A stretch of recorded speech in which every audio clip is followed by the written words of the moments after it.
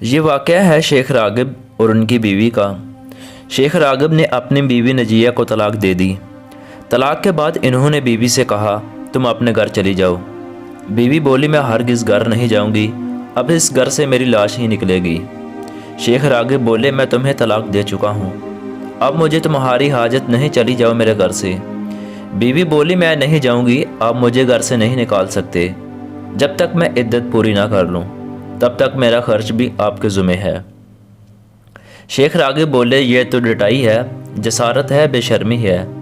بیوی بولی آپ اللہ سے زیادہ ادب سکھانے والے تو نہیں ہیں، کیا آپ نے اللہ کا یہ فرمان نہیں پڑھا؟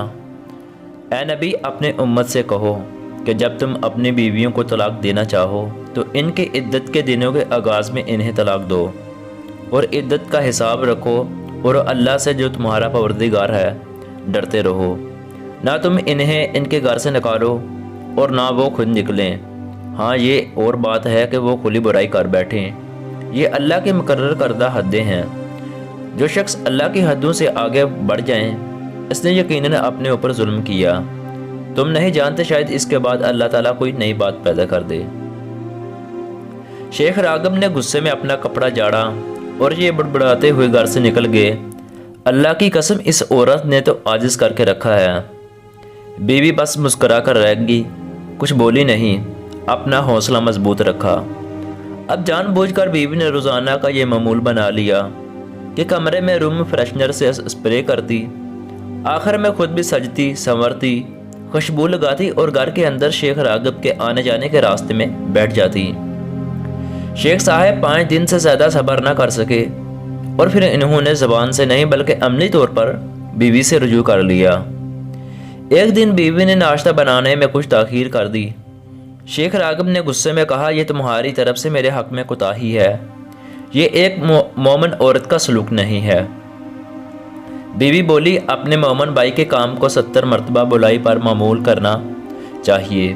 نیک گمان رکھنا انسان کی فطرت بہترین صفات میں سے ایک ہے۔ جو شخص لوگوں کے ساتھ اچھا گمان رکھتا ہے وہ ان کی محبت حاصل کرتا ہے۔ شیخ راغب بولے یہ سب کہہ دینے سے تمہارا جرم کم نہیں ہو جائے گا، کیا تم یہ چاہتی ہو کہ میں بغیر ناشتہ کیے گھر سے چلے جاؤں؟ بیوی بولی حقیقی مومن کی ایک صفت یہ بھی ہوتی ہے کہ اللہ تعالیٰ نے اس کی قسمت میں جو لکھا ہے اس پر قناعت کرے، اگرچہ تھوڑا ہی ہو۔ رسول اللہ صلی اللہ علیہ وسلم فرماتے ہیں کہ وہ شخص کامیاب ہو گیا جو اسلام لایا، اسے اس کی ضرورت کے بقدر روزی دی گئی اور اللہ نے اسے جو کچھ دیا اس پر قناعت کی بھی توفیق دی۔ شیخ راغب بولے اب تو میں ہرگز کچھ نہیں کھاؤں گا۔ بیوی بولی افسوس آپ نے ان باتوں سے کوئی سبق حاصل نہیں کیا۔ شیخ راغب نے بیوی کی بات پر دھیان بھی نہیں دیا اور غصے میں گھر سے نکل گئے۔ گھر لوٹنے کے بعد بھی انہوں نے بیوی سے کوئی بات چیت نہیں کی۔ رات میں انہوں نے بیوی کو بستر پر تنہا چھوڑ دیا اور خود بستر کے نیچے سوتے رہے۔ شیخ صاحب کا یہی حال رہا یہاں تک کہ 10 دن اور 10 راتیں گزر گئی۔ دن میں بیوی کھانا وغیرہ تیار کرتی اور سارے کام معمول کے مطابق کرتی۔ رات میں بیوی اپنے اوپری لباس اتار دیتی، میک اپ کرتی، خوشبو لگاتی اور بستر پر لیٹ جاتی، جان بوجھ کر شوہر سے کوئی بات چیت نہ کرتی۔ 11ویں رات پہلے تو شیخ راغب معمول کے مطابق بستر کے نیچے لیٹ گئے، لیکن پھر تھوڑی ہی دیر میں بستر پر آ گئے۔ بیوی ہنسنے لگی اور بولی آپ کیوں آئے ہیں؟ شیخ بولے میں پلٹ کر واپس آ گیا ہوں۔ بیوی بولی لوگ پلٹتے ہیں تو اوپر سے نیچے جاتے ہیں، نیچے سے اوپر تو نہیں جاتے۔ شیخ نے مسکراتے ہوئے کہا بستر پر جو مقناطیس ہے اس میں زمین کی قوت کشش سے زیادہ پاور ہے۔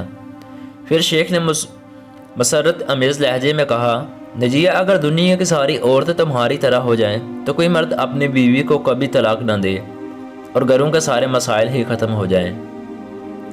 رسول اللہ صلی اللہ علیہ وسلم نے سچ فرمایا ہے جو عورت اپنے شوہر کی بدسلوکی پر صبر کرتی ہے اللہ اسے آسیہ بنت مزاحم کے جیسا اجر دیتا ہے۔ اے نجیہ تم اللہ کی اطاعت کے کاموں میں میری بہترین مددگار ہو، اللہ تمہیں میری طرف سے جزائے خیر دے اور کبھی ہمیں جدا نہ کرے۔ اس طرح سنجیدگی غصے پر غالب آ جاتی ہے۔ اس پیغام کو نشر کر کے خانگی بیداری میں آپ بھی حصہ لیجئے۔ نجیہ کے اندر معاشرتی امور میں جذبات کا صحیح استعمال کرنے کا ہنر موجود تھا۔